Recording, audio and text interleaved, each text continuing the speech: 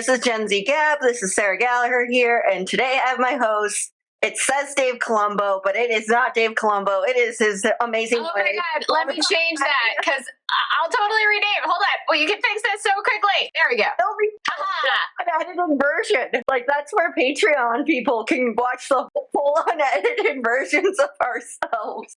But it's Laura High, the lovely sperm donor, baby adoptee advocate, granddaughter of a Holocaust survivor, and phenomenal comedian. Thank you. Appreciate it. So I guess my first question is, like, how did you find out? Because I know a lot of people follow you, but, like, how did you exactly find out your origin story? Because I know you come from already, like, a Central Eastern European background, but then you found out you were also Eastern European Jew, which is still kind of the same, but kind of different, if you know what I mean. Yeah, no, so yeah, I mean, we always knew that because like my grandfather is like 100% Polish, and we knew my grandmother had like this mixture of, European, but at the time, my parents, when I was made, because I was made in 1987, I was born in 1988, and at the time, parents were not allowed to really pick donors. That wasn't a thing that was available. You basically were just assigned donors. And what the clinics did was they tried to match donors to the dads as best they could between like hair color, eye color, ethnic background. But the number one thing that the clinic said that they matched before anything else was religion, which is like, I'm like, that's not how genetics work, asshole. No. It's not. Now my father is he Christian and Irish and Scottish. I do not look Irish and Scottish. I mean, like, genetics can be obviously like, you never know what genetics can do. I'm 30% Irish. This is not an Irish person look either. Yeah, you saw my dad. And that was always the thing. That was just like, okay, we don't know what genetics are doing. But the older as soon as I hit the age about like 11 years old, my Ashkenazi features really started to like come forward. Like they really started to become prominent. And I was around 11 years old was when I started getting asked, so you're Jewish. You're Jewish. I was literally referred to it took a while. Like, I have my best friend from childhood, and her older sister kept asking her, how's your Jewish friend doing? How's your Jewish friend? And she's like, what Jewish friend? Who are you referring to? What? And she was like, your Jewish friend here that comes over all the time that you watch Buffy the Vampire Slayer with all the time. And she was like, Laura, the girl who was in Catholic school? What? Exactly. And so like it started around then. And then I was 14 years old, and for anyone who's confused, being Ashkenazi, Jewish is an ethno-religion. Yes. So anybody obviously can practice Judaism, but also being Jewish is an ethnicity, and there's so many different tribes, I believe. Yes, because there's Sephardic and Mizrahi, and I'm slowly learning more. Ashkenazi, which is what I am. It's fascinating. I'm still learning a lot about it, but just letting anyone kind of confused sort of know that. Mm-hmm. So I was 14 years old, and we were in the car. I was in the car with my dad, and my dad just pulled a full dad, because like how dads like have conversations in the car, like if they're important, because that way they don't have to look at you. Oh my dad like fully dadded out, and my dad is like the ultimate like boomer dad, and he just not looking at me. I love my dad. Let me just put it. I love my dad. He's great. He's listening. And he is like, hey, and what he asks me, and I'm 14 years old, was like, Laura, do you know how babies are made? Oh, God. And I am a sarcastic asshole at 14. I mean, my stand-up instincts are like coming forward already. And my immediate reaction was, yeah, Dad, I've seen Skinamax. God. And now, this guy's Christian, right? Like, well, no, my dad is like technically Christian, but like, okay, like I wasn't sure what level. No, my dad's really an atheist is what he really is. But he just, at that time you had to be like, yeah, I guess, like he was like, I was raised it, He converted to Catholicism to marry my mother, so they could get married in the Catholic Church. But yeah, but my dad doesn't give two shits about religion. I love that. I does not give two shits. I love that. Yeah, no, not in the least bit. And now for anybody who's listening and doesn't know what Skinamax is, Skinamax, so it would be the equivalent of if I said Pornhub today. Skinamax was this thing that was on Cinemax, which was, is that channel still around? Yeah, but I think it's now like Stars or something. Like you're right. Someone so you had to, when you were having sleepovers, and you would stay up with your best friend till midnight until you would wait until your parents go to sleep, and then you'd watch Cinemax. Oh my God. You'd watch Skinamax, which was it would turn into adult movies. And of course, like, you'd be like scared that your parents would walk in. And that's what Skinamax was. Oh my God. But so, and then my dad just looked at me and he was like, I have a surprise for you. Oh, and then told me I was a sperm donor baby. And for me, it was this, like, I sort of say that it was like almost like seeing the Matrix. Like, it was, I knew something was up. I knew something didn't make sense. Like, I was like, was I switched at birth? Which didn't make sense because my parents had pictures of like giving birth to me in the hospital. So I was like, was I switched at birth, but I look like a carbon copy of my mother? Yes, exactly. Because I was going to say that without interrupting fully, but I was like, I've seen your mom featured. And I'm like, this girl, even if she wasn't like, Ashkenaz Jew, I'm like, she is full-blown Eastern Central European looking like her mom. Oh, yeah. I mean, my mom, absolutely. I mean, I look just like my mom. My mom looks so much like my grandfather my grandfather's mother, my mom looks exactly like her. Exactly. So it's weird how genetics work. I get that's where. Oh my God, genetics are fascinating. And that's where, like, I wanted to say and ask you the question about 23andMe and Ancestry. When people find out or have always known that they're like a sperm donor or an adoptee, do you think that they should give some sort of like free test out to everyone? Oh my God, yes. Find their real identity. I absolutely think that clinics should be absolutely sponsoring getting genetic testing done right now for donor conceived people. They have fucked over donor conceived people. So obviously they told me that I was Irish and Scottish. I wasn't. I was Ashkenazi Jewish. I'm half Ashkenazi Jewish. Half. Like, literally, no joke, when I first took the test, it said that I was 48% Ashkenazi Jewish. I double checked. Now it's at 51% Ashkenazi Jewish. It went up. And that does happen. Like, it does happen. Your numbers do shift depending on the pool of people that they have tested. Exactly, because my dad, this is a little separate, but his parents are mostly mixed. They're mostly Irish, but they have French on both sides. So equivalently, he's like 3/4, a quarter French, and then my mom's half French and half German mostly. But his went from 75 to like 95% like British Isles. And then my grandparents are asking me, where's the French? And I'm like, you know what, people, as we found out that we have Huguenot ancestry on one side. They were forced out of France and they moved to Northern Ireland. There's no surprise that we're now showing up as more like that. We're ethnically probably more the French, but that Ireland is the nationality. And he's also, his grandpa's from Ireland, so he got his Irish passport. So that's been very interesting. So that's why, but that's where I was just saying how it changes so sporadically. And then, and this is where I was going to say, do you feel like people of color or mixed ethnicity in these situations suffer the most because they probably aren't getting the right answers because of how the pools are designed? Ooh, that is a tough question for me to answer. I would have to really I would need to tag in somebody who really is BIPOC for that one. Okay, yes. Because that one, I'm out of my depths with that question. Got you. I just thought because you knew some stuff about the pools, I just thought maybe I could. I can certainly say from a donor conception standpoint, the racial confusion that happens with a lot of donor conceived people is massive because donor conceived people will think that they are one race growing up their entire life and then find out they're not. And that does create, and that wasn't for me. like, you know, that's not the same thing for me, but like, I do know people who have gone through that, and it's been very hard. It's been very difficult. They thought that they were one thing their entire life, found out they were something else, and that was, it throws them.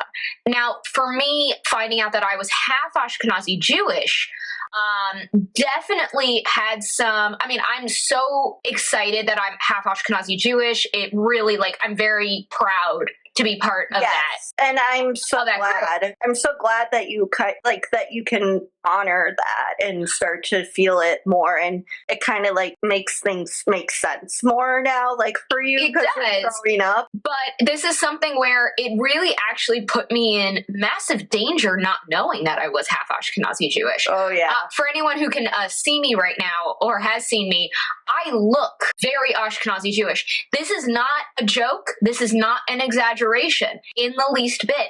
But the thing, so I'm also an actor. Yep. And what I have been called in the most for, out of any role, the most for, I have been called in to play Holocaust survivor more than anything else. Like, that is how much I look at, like, because casting directors are just instantly like, yep, no, she's the right. And it's not an exaggeration. It's absolutely what I've been called. I'm in the business too. I mean, I don't have an agent or anything. I'm still kind of at that point where I'm just starting more professionally, but I have had professional credits. And this is the absolute truth, because I tried out for some sort of role last year for being Irish, like in an Irish campaign for St. Patrick's Day. Literally, the casting director was like, you don't look it. Like, they said, at this time, we won't be taking people like you. And I'm like, did you not see my last name? Yeah. Like, did you not see my last name? Yes, I know. And nobody in my family, besides like some very distant cousins, have red hair, and my family doesn't really carry that gene. And that's like the most surprising thing. Yes, I know that Celtic people, it's still kind of excruciating because you're trying to like make sure that you're not taking roles from other people or other ethnicities, other this or that, because of, you know, you want to make sure that you're respecting other people. And yet it's like when the irony of you actually trying out for the ethnicity that you are. Yeah. And it's like the stereotype that goes along with it. Yeah, it's always a double-edged sword when it's, especially when it comes to like acting shit and God, commercials. Oh my God. But I'm sorry. So, but for me, not knowing that I was half Ashkenazi Jewish has put me in danger in a couple of different ways. One, being Ashkenazi Jewish has some genetic health issues that you have to be aware of. Like, and that's like, there are many ethnicities where it's like, if you know that you're this, you need to get tested for X. That happens. So with being Ashkenazi Jewish, the fact that I didn't, and I've been told this by so many Ashkenazi people, have been like, the fact that you didn't know is criminal. Yes. That put your life in danger. The fact that you didn't know. The fact that you were told that you were Irish. Here's the thing. When you're Irish, though, you have to know too, like IBD, celiac, you name it. Like, we have so many digestive issues from all the famines that happened. Yeah. But I'm saying that, like, you know, you're right, because the donor was told that you were like Irish, so they could test you for all those Irish genes, but you didn't have it. I didn't have it. But then also on a different way, you know, I look extraordinarily Ashkenazi. Mm-hmm. The fact that I was not taught at a young age that I need to be careful for anti-Semitism has also put me in danger a couple of times. There were times where I was absolutely 100% dealing with anti-Semitism, and I didn't know what it was. I didn't know what was going on. I was put in a very dangerous position. Now looking back, I'm like, oh shit, what the fuck was I doing there? Like, it was, it was absolutely dangerous for me to be in those places. And yes, those people were treating me weird, because I remember going like, why are these people treating me weirdly? And now looking back, it was like, oh yes, oh, and and it's like, oh, and it really was, I needed to be much more aware of these things when I was younger. And I was going to ask, because of how your grandpa was a Holocaust survivor, and as you know, we're coming up on December, which is when a lot of schools do their their whole like section right before winter break of like the whole history of what happened, even though I don't think that you can fit it in 3 weeks before and then take off like 2 weeks.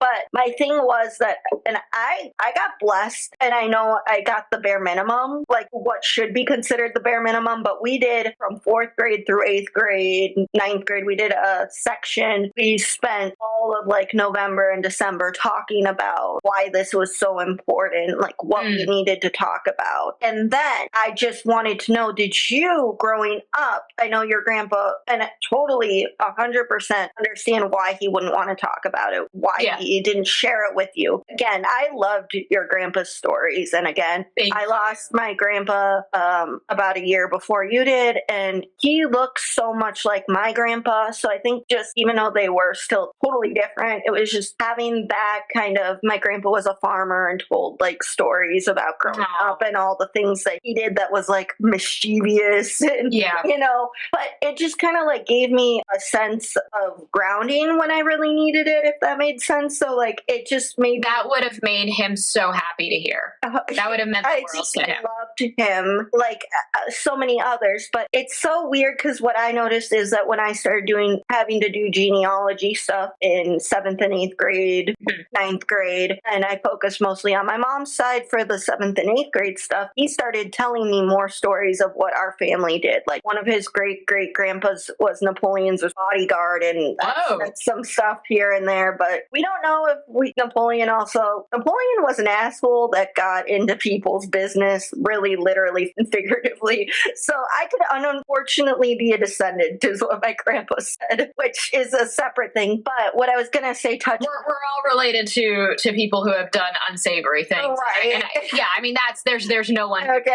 And I was just going to ask about your grandpa, though, with his own stories. How much did you know, before your adult life about what your grandpa?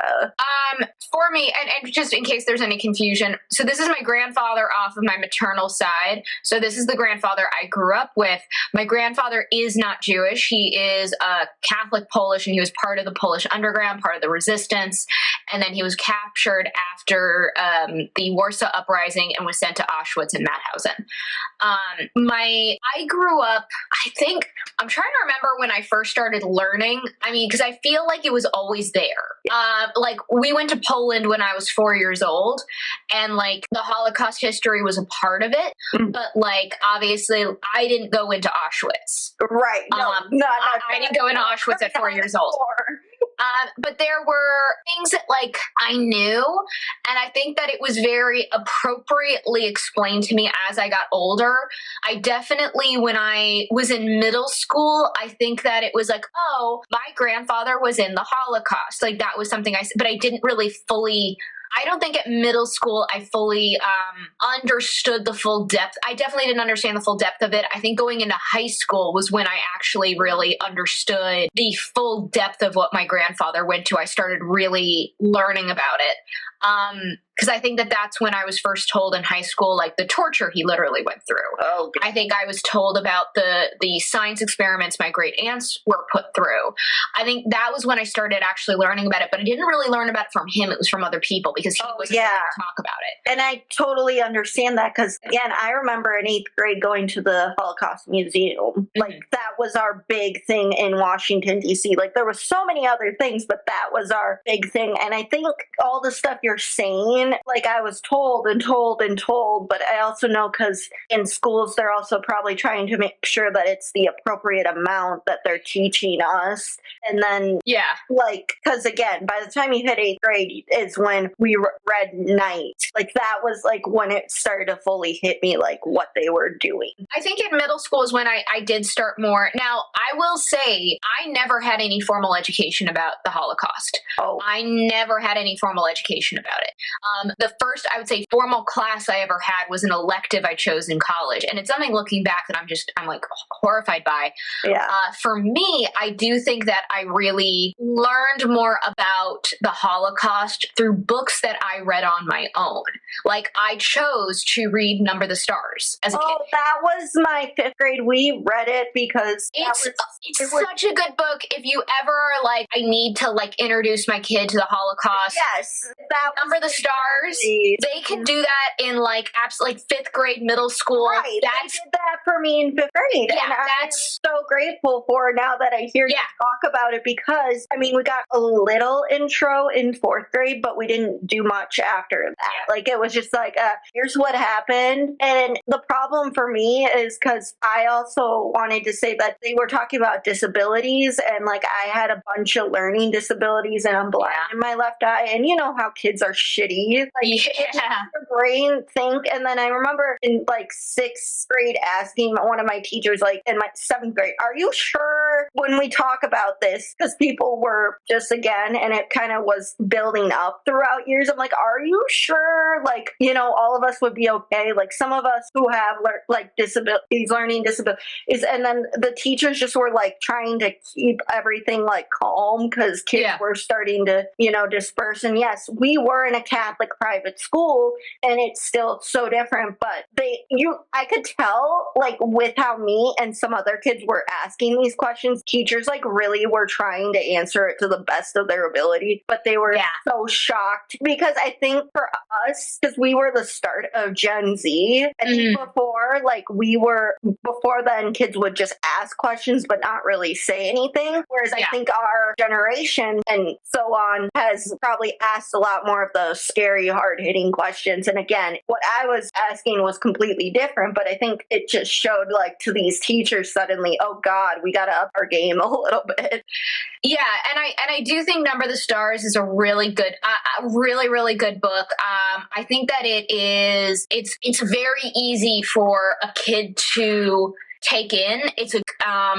And it absolutely, like, I feel like it's a very age appropriate, because it definitely, like, it gets serious. It gets serious. This isn't sugar coated. No, it gets serious. And I really do think that if you're trying to figure out a way, how do I introduce something else besides Anne Frank's diary or the Diary of Anne Frank? Oh yeah, that was the first one we read. Yeah, I mean, I feel like everyone reads that, and you should. It's important. Like, everybody, it should be required reading. But if you want to do more, Number the Stars is a really great option as well. Mm-hmm. I would recommend that for anyone, and glad that you said that, and glad that you've at least talked about that and the formal education that went along with it, like, or what lack of that you had. It was a massive lack of education. I did reading. I mean, for me, I was heavily into theater.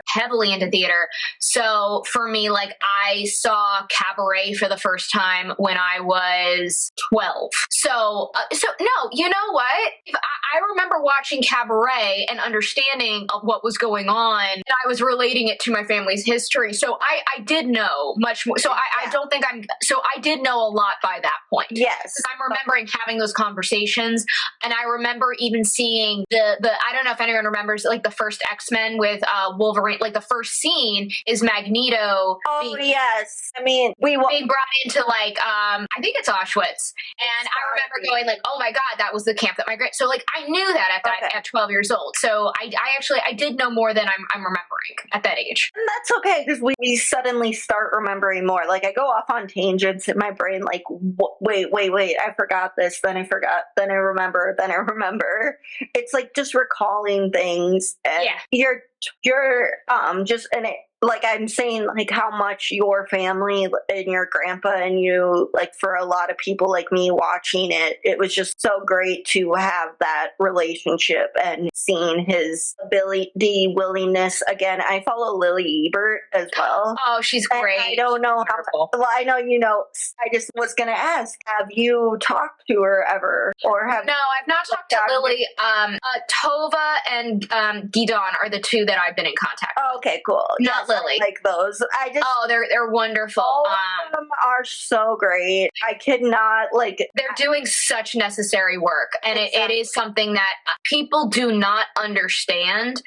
How, like, we are about to, in a few more years, we are going to lose every Holocaust survivor, like they are all going to officially pass on. And we need to make sure all these stories are preserved. And while those remaining ones are still alive, you need to listen to them now. You need to ask them questions. Like this is your last opportunity to do so. And I was going to say that because again, going back to the museum in Washington, D.C., I met a woman who was in the same camp as Elie Wiesel. She knew him. Wow. And she, again, I am the ballsy, again, ADHD kid that didn't really, like, I thought about my question, but I wasn't afraid to, like, ask a question. And this woman was like, just ask away. Like, I actually think I was more nervous because, again, like, when you're like coming out of the museum and then you see these amazing survivors, these two old 80-year-old women who volunteer their time to talk to kids and adults from the ages of 11 and up. And suddenly it's like, I want to ask. And then it's suddenly like you have the adults in the back of your like minds, like you're trying to like fathom the right word. And then of course it's like the adults from your trip are also like, you need to ask a question. And I'm like, well, okay, like it's such a delicate topic, but it's so important that you do get a chance to acknowledge that these people, you know, their history happening in our room. And again, it's quoting Hamilton in a lot of ways, but it's true. They are living proof and they want to answer your question. Like, again, I remember the woman was like, don't be shy. Don't be shy. I do think a lot of the survivors are watching right now. I think that they're very eager to answer questions right now. Because they're watching Holocaust denial like come back up, and they're just like, "Oh shit!" I mean, my grandfather dealt with a lot of Holocaust denial when he came to the United States in the late 40s, early 50s. Like he dealt with it so much then, but he is watching it rise back up again, and that's why I think for him, he was like, "Okay, nope, I agree. I will come on your TikTok, absolutely, I will do that." I just wanted to give him a hug. Honestly, he gave the best hugs. His hugs were so good. Oh my god, they were absolutely. He was definitely he was 6 foot, so he was a tall guy. Now by the time he was on TikTok, he was a little bit more gaunt. He was a little thinner than what he used to be, but he was definitely like this big bear of a human. So he would just give these big old bear hugs that were just so wonderful. And I think that's why I loved him so much because again, my grandpa was 6'3", very young. Like by the time he was 87 almost. So again, it was like very similar kind of builds and height, but it's like the bear hugs, like they like try to be rough around the edges, but then at the end of the day, when you were like sad or something, they'd just be like, give me a hug. Yeah, he was such a marshmallow because he was like a burnt marshmallow because he would be just like all crackled, like he would put off this tough burnt exterior, but inside, oh my god, he was so ooey gooey. Oh my, yes. Such an ooey. And going back kind of to the question beforehand about DNA, I know I'm jumping around, but you had your husband do a DNA test because that is like a big deal, which I completely understand. But how likely is that to happen for someone? It's so like I can't give you an accurate number. I mean, it very easily has happened and people just don't know. We have no sense of how many donors will exist in the United. We have no idea. There's no kind of national record. There's not an upkeep on it. And so we don't know. Now there is a national record of how many children are born IVF, but not donor conceived. So we have no idea. And so many donor conceived people, and again, I don't know how many, but it is a large amount. If I had to just take a shot in the dark, I would say it's easily over half donor at this point. I would say in terms of, if I had to guess, I would say easily 75% of donor conceived people to this date that are still alive have not been told they're donor conceived or I should say, were not told by their parents. They found out by accident. Oh, wow. And that's where it goes into that Netflix documentary, Our Father, and why you are doing the siblings pod. And the thing to keep in mind, because I'm sure people are going to be like, I can't believe it's that much. I'm like, the doctors literally told parents in the 70s, 80s, and 90s not to tell your child that they're donor conceived. They're only really actively starting to tell parents, like, yeah, you should tell your child that they're donor conceived Now, it was not the case. We even have a donor conceived person that within their contract, it said you are never allowed to tell your child they're donor. So that's why I'm like, at this point, I would say in terms of donor conceived people that are alive to date, 75% were not consciously told by their parents they found out or they still haven't been told. I was one of the rare few that was told at my age group. Like that was I be 34 years old was actively like and purposely told at 14 is so rare. Okay, so that in and of itself. That within itself, when we're talking about the potential for hooking up with a sibling, means I can't tell you how probable it is. There's just like I can't make that guess, but it is. There is a, let's just say this: there's a higher likelihood than we would become. We do know donor conceived people who grew up literally being next door neighbors to their sibling and never knew. We know people who went to the same school who were best friends for their sibling. We do know siblings who were matched on Tinder. We do know siblings who did date. We know that this happens. Yeah, it's very possible that there are donor conceived people, donor conceived siblings who are married and have no idea they're donor conceived. Wow. That is absolutely possible. Or maybe one is donor conceived and the other one is related to the donor. Also very possible. Wow. It's a lot. I should say it's much more possible than we would be comfortable. Well, yeah. I wonder, just asking this, not that you've had any opportunities as much to connect with people from other countries. Be the sketchiest when it comes to these kind of... No. We're pretty bad. I mean, I'll be honest. I don't feel comfortable genuinely saying, yes, we're totally the sketchiest. Okay. That's totally fine. There are countries who so at least one of the things that we do is we allow both known and anonymous donations. Okay. We allow both. The majority is anonymous, but we do allow both. There are some countries where they do not allow unknown donors. That is absolutely illegal. So that obviously okay, that's pretty bad on the fact that they don't even allow that. But I don't know in terms of do they have regulations in terms of how many, is there a cap on siblings in those countries? Do they have to verify medical records? We're certainly one of the sketchiest countries, but I don't know if we genuinely hold the title for number one. Wow. And that's, yeah. And it's kind of eye-opening. So yes, aside from all that drama, but so the siblings pod, I just want to ask, is that going to be an actual podcast or is it just like people you are bringing together? At the moment, yeah, it's not going to be a podcast, but yeah, but I don't know. I definitely I won't lie. I've thought about doing a podcast. I don't know if we actually will, maybe, but yes, it is a sibling pod refers to the group of donor conceived siblings, who are all half siblings from that particular. And you've talked about meeting some of your donor siblings or halves. I have not met any of them yet. We plan to as soon as we can. Was wondering about that because I just, when I'm trying to keep up with the TikToks, I wanted to make sure and clarify that but yes, I love, again, the work you're doing is amazing. I tried to send an email to those people to vote the other day and I kept... It really, I genuinely, I'm very lucky that the community that I have, I've sort of I don't know what the right word is, but foster or I've been lucky grow what the online are. I love the community.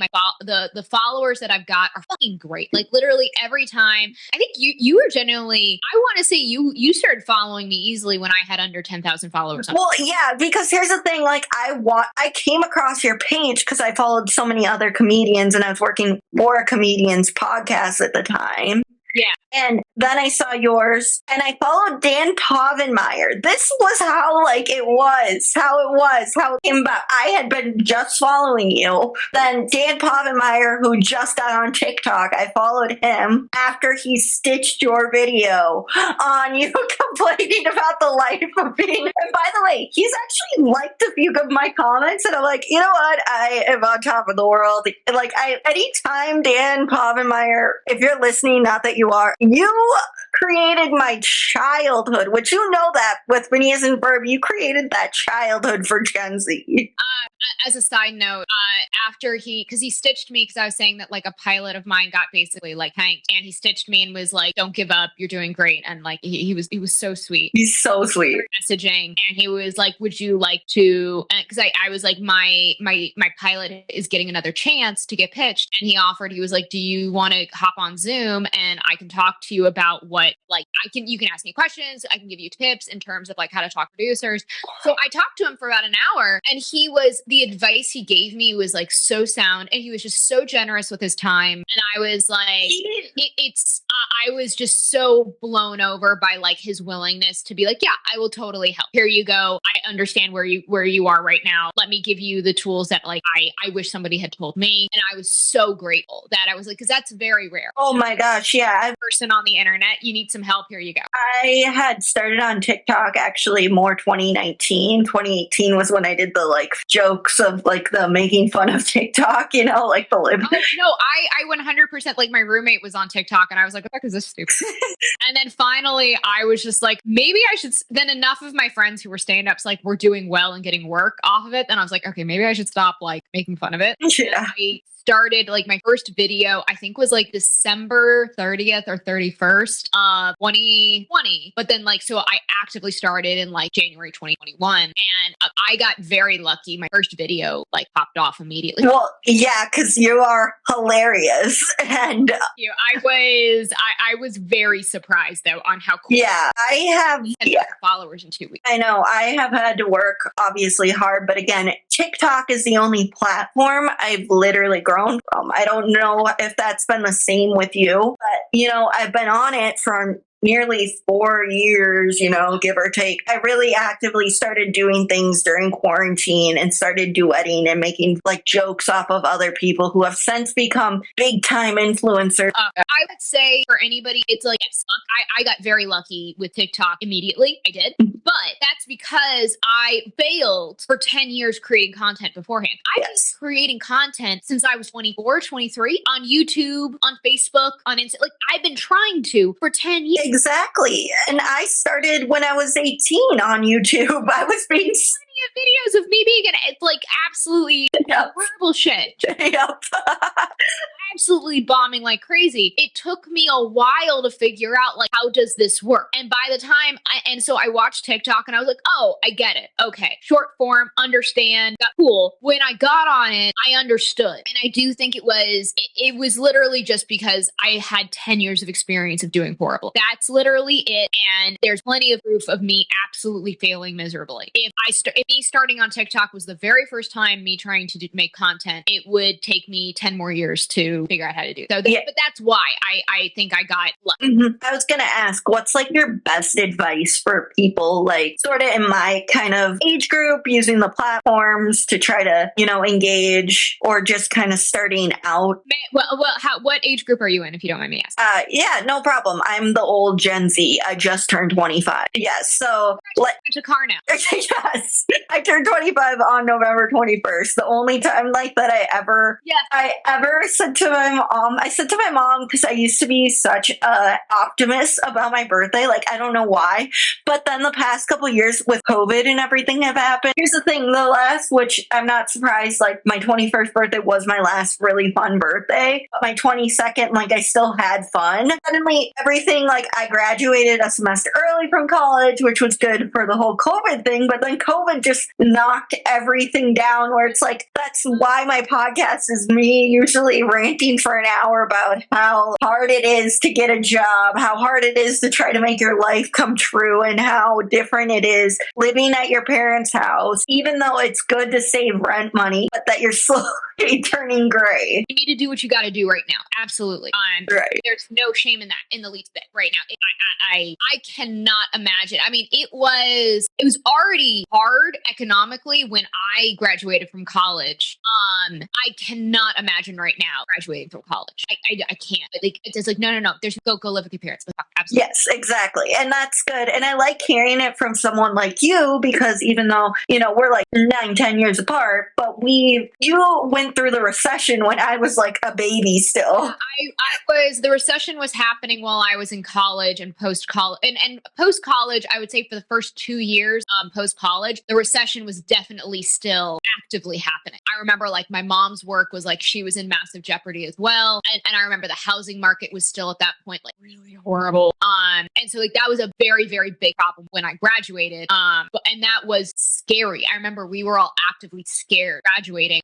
Nothing compared to what it is right now. Oh yeah, and the thing is, like, when I say like I was a baby, well, I was 11, and I'm little Miss Me, 10 or 11, just thinking, oh, people would talk about the recession, and my brain goes, what exactly is this? And then you walk in and see like all the stuff being online, like the Mad Money guy. You see CNN on. They want you to still stay naive, and it's like, how can I stay naive when you have CNN and Mad Money on in the background? But here are suggestions that I would have for everybody who are trying to dabble in content creation. I will say, and now this is now for me at 24, 25 years old, I was in a very different mental place than I am right now. And I will say, and this is just me, there's no way that I could be doing what I am doing now when I was 24, 25. There's no way mentally I was in that right now. Okay. I could. But what I will suggest is fuck trends. Fuck trends. Ignore it. Just no. Fuck trends. That's my motto. Fuck trends. You need to figure there is only one of you. There is singularly one. What do you bring to the table that is just only you can do? What is the thing that is the magic elixir of you? Because you have it. There is only one of you. What is the thing that you can talk, that you can create, that only you are able to do? What is it? And just figure out what that is. And it needs to be something that you can talk till you're blue. And I can talk about donor conception till I am blue in the face. Like I can just do it. Exactly. Have stand up. Like I have all of that. But I can talk about. But donor conception definitely is my niche. Well, the fact that I can talk about donor conception in a funny way, that is my niche. Nobody else is doing that. There isn't a single human being. I am literally it. And that's phenomenal. Again, I loved how you did your donor baby ask a question. You literally dressed up. Oh yeah, I dressed as a sperm. It was the best. I found a sperm costume. Best purchase I made on Amazon. Figure out what it is. Figure out what that is. What is the thing that you can do that nobody else can do? What is it? And that you can do. That would be my first thing. I would also always advise people that, and this would be something that I know that I would screw up heavily at the age of 24, 25 is, and then again, this isn't all 24, 25. No, but you're making me feel a lot better because I am one of those who thought I'd have my life figured out way more. My life was a mess at 24, not even a little bit. A complete mess at 24, 25. Absolutely. At 24, 25, what was I doing? I mean, I was trying to break into acting and I was not succeeding at all. I think it was not succeeding. I was still, like, my day job was a nanny at that time. I don't think I had gotten paid. Maybe I had gotten paid $5 for stand-up once at that point. Wow. I don't even think I was like actively really doing stand-up. I think I was doing a little bit. You don't know what this whole thing that you have to have your life figured out by the age of 28. And if you don't, you're a failure is absolutely ludicrous. No, did not have anything put together by the time I was 24. No, that's just so, I just wanted to say again, so much relief. I have my master's degree in communications as well, just so that, like, I thought it would help me more with content creation. And then suddenly, this stuff happened, is like where I'm saying. I would practically get really comfortable with an editing software, no matter what that is, whether that is an iMovie is great. Honestly, iMovie for content creation can work really well. If you can do Final Cut, Adobe, I use Final Cut. Final Cut is honestly, once you get really comfortable with it, is the easiest thing ever. If you have iMovie, Final Cut is the easiest transition to do because iMovie is a watered down version of Final Cut. Exactly. Yeah. If you have a Mac and you've been using iMovie, get Final Cut. You will transition. You understand the interface super easily. So that would just be something I would do. I would, obviously, if you're doing content creation, I would invest in a couple of lights. I would invest in a little mic. I would do that. You can do, obviously, daylight is your friend. Maximize on daylight. It's all good. What I would also do is watch the content creators that you really like. Watch the ones that you're like, I love what they do. That's what I'd like to do, something like that. And not getting middle and end. Listen to their initial hook, their opening line. Listen to their closing line. Look what they write as the caption. Watch how they continue. How are they able to continue making you listen? What is it about that? Watch how they frame themselves in their video. Watch how they edit. Watch how their camera movement, their angles. Watch how they do it. Everything is very specifically chosen. It all is. I've talked to some other bigger creators than me, and it's all specifically chosen. Everything from the movements that they do, from the angle, it's all a choice. This is not an accident. It's made to look natural. It is not. It is all a very specific choice. Watch how they do all of it. And then do not steal their material, but replicate their camera move. Yes. Replicate the angles that they're using. Figure out what is their, how do they do that? And then that to get you kind of started and put your own ideas into that. And then from there, you will figure out your own shit. Yes, exactly. Because I was going to say that one of the things I've started to do is reaction to a clip from a TV show, pop culture stuff. And that has really worked for me. Great. But again, people, the more I get recognition for it, the more you realize how much people though. And I will just say this, I'm used to it because my eyebrows are amazing. Don't get me wrong. And my expressions, but people love to take me down on my facial expressions. And you know what? I am doing this not where I'm over exaggerating. I am literally hitting record and watching the clip as you speak. Yeah. People can say I look scary or that I'm overworking it, but it's okay, well, I can't control my face and it's your own problem. Honestly, it is what people write on the internet is downright terrifying. It really is. Yeah. And one of the things that I found was people level death threats so easily and quickly now. And one of the things that I have realized, and it took me a little bit of time to figure this out, people genuinely on the internet now do not understand the difference between giving genuine helpful criticism versus bullying. Exactly. No, and I'm from the cyber bullying generation where we had so many talks about it. We had Ask FM. We had the seniors were talking to freshmen about cyberbullying, which was fine. And I'm only putting it in air quotes is because the school made these seniors talk to these freshmen at a private school about it, even though they talked about bullying themselves. And even though I could tell it was the most wasteful of time, hypocritical of time, because that some of these people obviously maybe didn't do that stuff, but it's that people are willing to do that now right behind with TikTok and stuff. It really is. And it's something where I do want to because this is a nuanced thing where if you are going to if you're going to do anything public, right, you are going to get bullied, and it's going to work. People are going to say things that you can't believe a human being would utter to another human being. Yes. It's going to happen, and you do have to be ready for it. That isn't something though that we should normalize. No. Be called out. And it's and I do pick particular lines and particular comments where I'm okay, this is a good moment for me to attack back. Now, again, luckily for me, as a stand-up comedian, I deal with hecklers. Yeah, I was gonna ask, what's the difference between while I'm on stage? So for me, I look at it as their heck. So am I need to now make them the butt of my joke. That is how I deal with hecklers. And that's how I deal with cyberbullies. And that's how I deal with trolls. And it is absolutely, it is so interesting what people think is okay to say online. And it's bad. I haven't gotten a death threat in a while, but I have gotten many. I deal with anti-Semitism. Yes.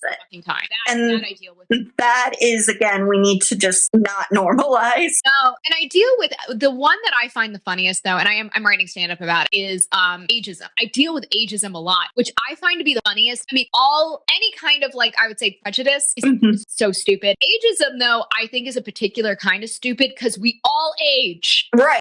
age. Like, what are you all doing? Like, you are just continuing the thing that eventually is going to eat yourself. Like, it's so fucking weird to me. And it is weird because, again, you look young. I look young. Like, I would go, like, where I was talking to my acting coach where she's like, okay, not that because there was a 15 to 25-year-old part. She's like, I don't think you could play 15. And I completely understand. She's like, do I think you could play 17 to 25? Yes. But the thing is that I was getting called old by a family member because I turned 25 years old, and suddenly they're like, you are so old. And it's like, it's suddenly stuck to my head for the first time in my life. And it's like, you know what? This person and I put up firm boundaries with them. But it's just like, I know that you're saying it in the sense you can't believe how old you are, but don't start this ageism stuff when I'm already having a quarter life crisis. Yeah, ageism is genuinely, I do think it's one of the dumbest things.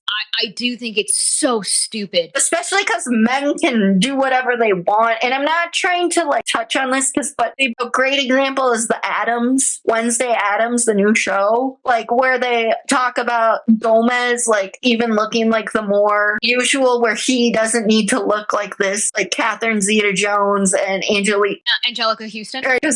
Where they were like the like beauty, the dark, the beautiful beauty, the ravenous. But the thing is that even though those women were still in their 50s, like, you know, the guys who played Gomez, those guys could be more like 50, whereas these guys have to pull off like that they're in their 40s or something. So I just wanted to ask, have you noticed that? I mean, when it comes to, what I would suggest to everybody is look at sitcom families throughout the year. Watch all of them. It's always like, and I mean, really watch like the sitcom families from like the 80s and 90s and early 2000s. It's typically a woman who is a size 2, a size 4, a size 6 max.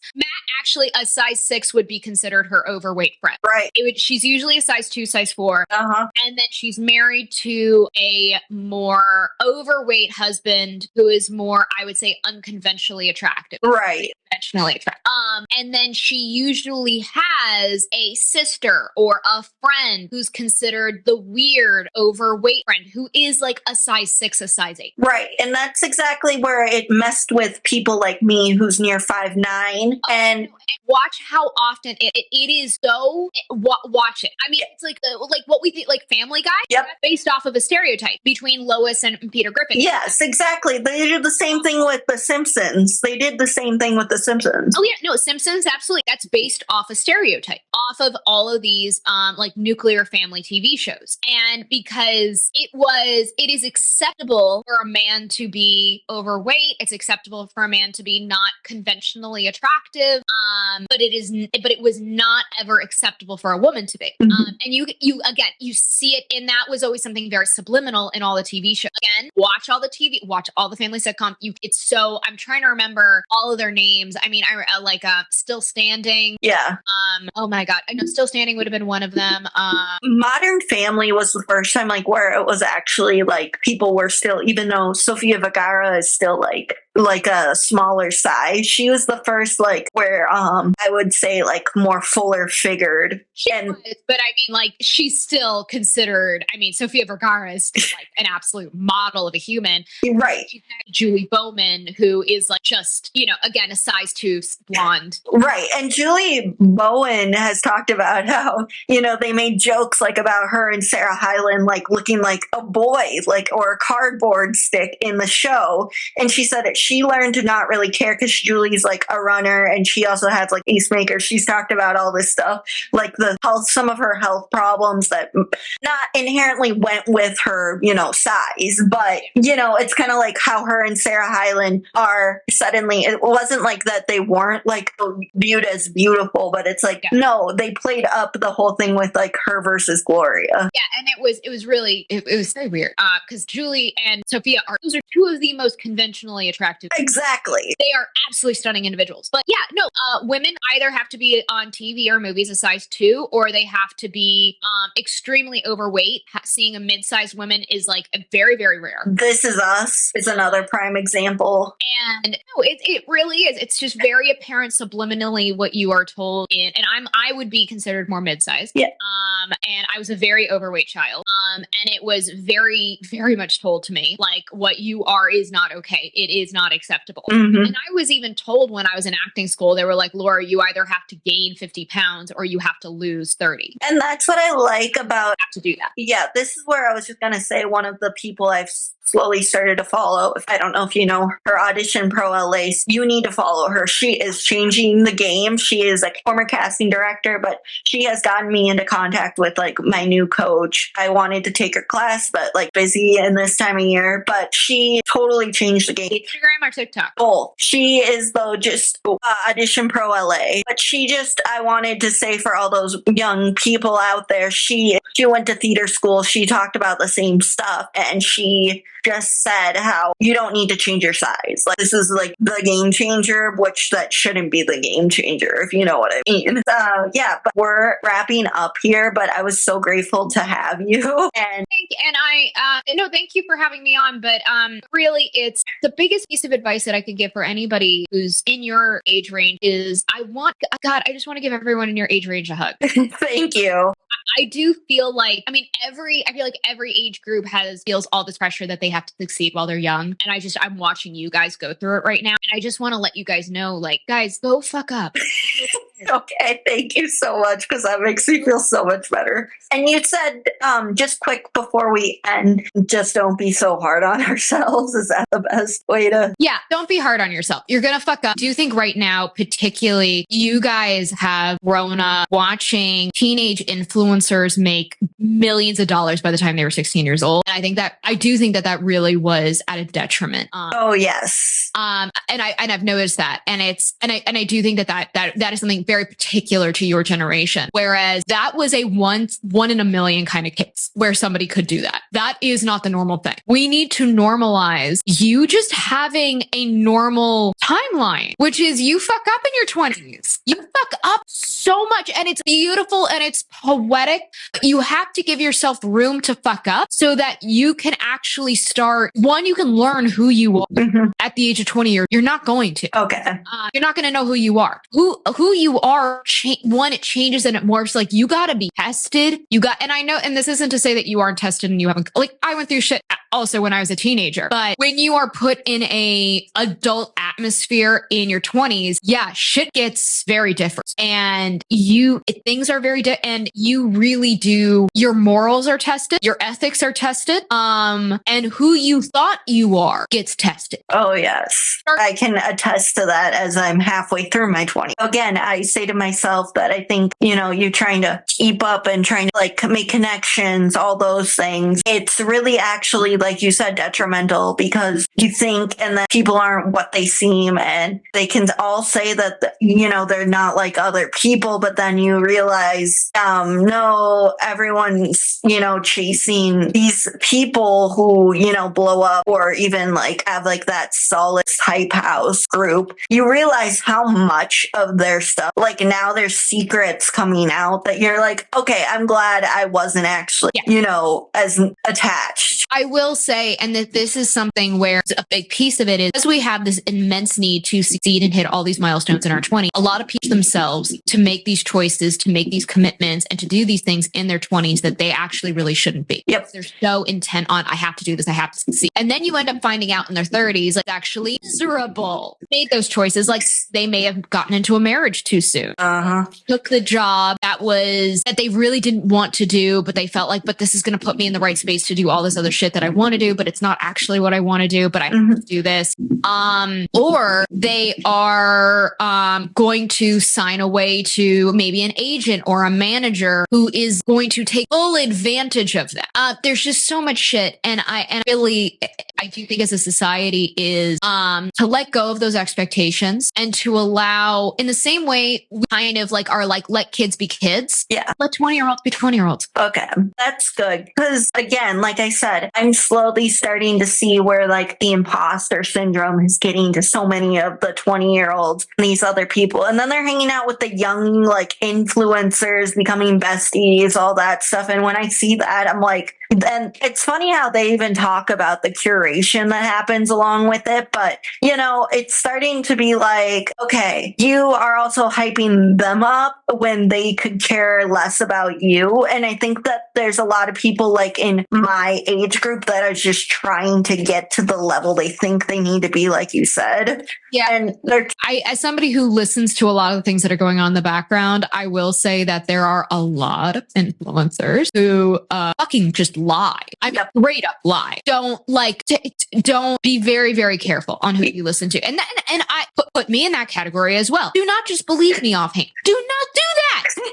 this is why I love you so much, because you're just I mean, like, yes, I try very hard to be a trustworthy person. right. I get that, but the thing is that but I'm saying this is why I like you though, because you at least admit though that you have some faults. Like again, I was brainwashed, like many people, into thinking that like these influencers, you know, are still like good people, and I'm not trying to be mean by saying that. Like again, people don't need to listen to me either or take my word. I'm just saying that, you know, they've even talked about the people who have burned them, but they're constantly still burning other people. And I think when again, you're 15 to 30 and you're trying to make it in this, you know, weird world, I think we all fall into that trap. And again, the same thing is like people still defend David Dobrik. I've had to unfollow him and all that stuff, unfortunately, because he was one of my favorites, but he is not a good dude.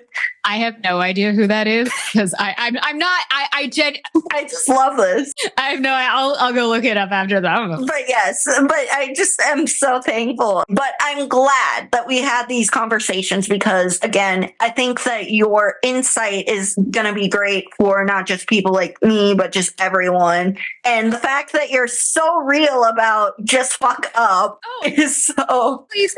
Well, and I do think that when give your generation 10 more years, I think what's going to happen is you guys are going to get to 30 and you're going to go, oh, my life didn't suddenly end. I'm not the crypt keeper. I'm suddenly not this like bumbling old idiot. Like I actually still have value. I actually have a bit more confidence in myself. I know what I'm doing. I'm a little bit more, I'm comfortable. Like you will, when you turn, and this is something I was told because I was terrified about turning 30. And then I was told that and I was like, I don't believe it. And then I did. And I was like, oh, actually it's very true. What you guys are going to do, and this is my guess, and hold me to it. My hypothesis is y'all are going to give you 10 years. Y'all are going to get in your 30s. And then I think what's going to happen is because you guys really were the first genuine generation that was raised by the internet. Oh, yes. Had it, but in a very different way than you guys were. Like I always had a computer. I do not know a time when I didn't have a computer. Well, I think the fact that you guys were dealing like I had AOL chat rooms. Like I don't remember those because I didn't have one. It was in elementary school. Like I did have AOL chat rooms. I had MySpace and I was there for the invention of Facebook. Like I was there, but when it was happening, like Facebook, I was already old enough that was like a bit more of a healthier lens I had on. Mm-hmm. If I was 8 right now and this Gen Alpha, don't even get me started on those kids. Fuck no, that I can say, but I think what's going to happen is when you guys become like in your 30s and you're really actually like able to, by the time you're 30, really have a genuine reflection on how this has all affected you guys. The changes that you guys are going to be able to do, I think is going to be beautiful. I think that you guys are really going to be the ones who are going to actually genuinely have the conversations about cyberbullying in a very, very real way, better than my generation can. Because again, just we just came in at the tail end of it. Mm-hmm. And then we sort of just have a different perspective on it. I think that you guys are going to do really great things because also you're the generation who was really raised with influencers. Oh, yes. And again, it was like, how are these kids so much younger than me doing this? And then you realize money, but at the same time. But I do think that give yourselves 10 more years and the stuff y'all are going to do is going to be amazing. You just need a little bit more time like every other human being. Give yourselves the time. You will get there. You are one piece of advice that I was given was you don't succeed until you are ready to. Okay. And that was such a good, like, that doesn't mean like you sit on your butt and you don't do anything. Like obviously actively be working towards your goals, but you're not going to succeed until you're meant to. You're not going to succeed until you're able to. And I know that the only way that I have been able to find the success that I have had at this moment is because I can absolutely say, like, there's no way I could be handling what I have right now when I was 25. There's no way. I would have fucked it up so many times. It would have been horrible. It would have been awful. I would have been very, very bad. I can only do it because of the experience that I have at this point. That's the only reason. Yeah. So I can see why so many people in my age group, when they get some of that fame, it goes to their head and they completely. Oh, there have been a lot of times where I've had to stop myself from doing stupid things at the age of 34. Like I have 500,000 followers. You say it like that. That's why I just wanted to say that again. No, it absolutely goes to your head. It's gotten to my head multiple times where I'm like, oh, I'm going to do this. I'm going to do that. And then I realize, for God's sakes, Laura, shut the fuck up. You are no one. What the fuck are you? You know better than. And then I'm like, oh yeah, that's right. I'm with Laura. Like, give it a break. And yes, because like you do, it does have this like, and I'm like, and I can't imagine having millions of followers. Like I have 500,000 followers. It does go to your head, and you do actively have to humble yourself. Oh yes. And at the age of 24, and again, this is just me, I would not have been able to do that. I'm only able to do that because I'm at 34 and I understand the consequences, and I also have had life humble me enough times. Oh yeah. Plenty. Again, why so many of us are comedians or go into that field, because life humbles us constantly. It humbles you, and you have to take that, and when life humbles you, when you have those, it's you learning how to accept that lesson and grow from it in a positive manner and not getting bitter. But yeah, no, I will absolutely admit it. There have been times where I have that instinct where I'm like, oh, I'm getting full of myself. But due to my experience, I've been able to catch that before I've been able to make a mistake. Yes. And I'm also very lucky that I surround myself with people who, if I don't do that, oh, they're going to do that for me. I have a very good support system around me who, if I ever act out of line, I have such good friends and family who would call me on my bullshit immediately. And that would be another piece of advice, is surround yourself with people who are healthy for you. Good. Yes. Genuinely healthy. Follow your gut on that. Awesome. So thank you so much for being on here. It was great talking to you and learning all your insights. Be sure to check us out. See you soon.